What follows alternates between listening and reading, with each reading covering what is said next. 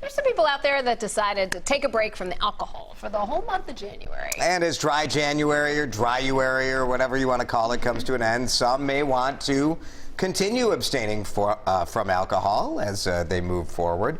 So joining us to talk about this, a doctor and a chef from UnitedHealthcare, Dr. Robert Kantor here to talk about the health benefits of continuing sobriety throughout 2020, and Chef Calvin Benedict here to show us some tasty ways to make it happen. Thank you guys for being here. Thanks for having us. Health benefits of continuing this for the average person who maybe doesn't have a drinking problem.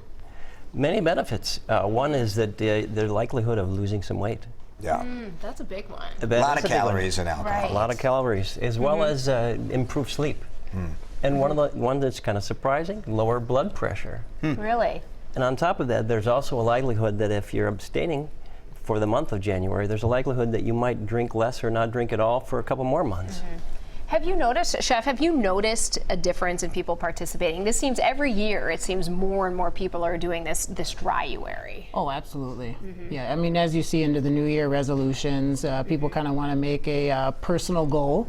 So we definitely have given a good opportunity for us to kind of come in and make some fun recipes. I think you also see people doing a sort of in-between approach where maybe you're not completely abstaining, but maybe you don't drink anything on weekdays, you know, and you'll only have a glass of alcohol, a glass of wine or something on the weekend. Is there a health benefit to that as well? There certainly is, Jason, and it was a good point you made.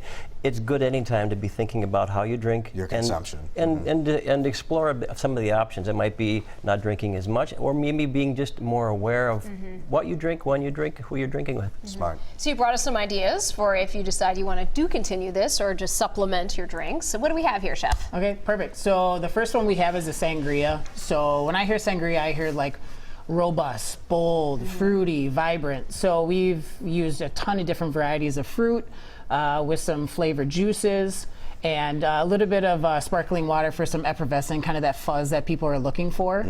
Very, very easy to make, simple knife cuts. And I suggest that if you make this ahead of time, that you just do the juice mixture with the fresh fruit and then doing that kind of fuzz at the end so that it doesn't go flat. Sure. And smoothie is beautiful too. Well, thank you. Yeah. Absolutely. It's a good showpiece, especially when you're hosting.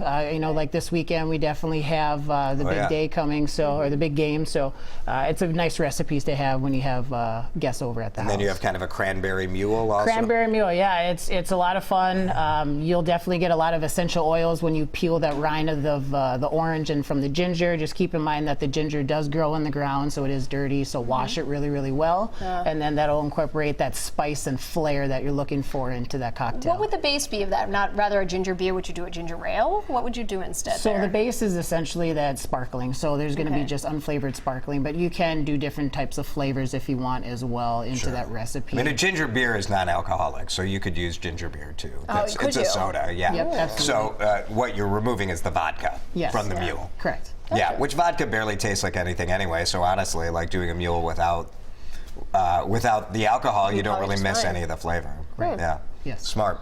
Well, it's definitely a trend. I will tell you from my friends who own liquor stores, they are seeing the fact that people are doing this, and it's good. It's good. Thank you both. Thank you.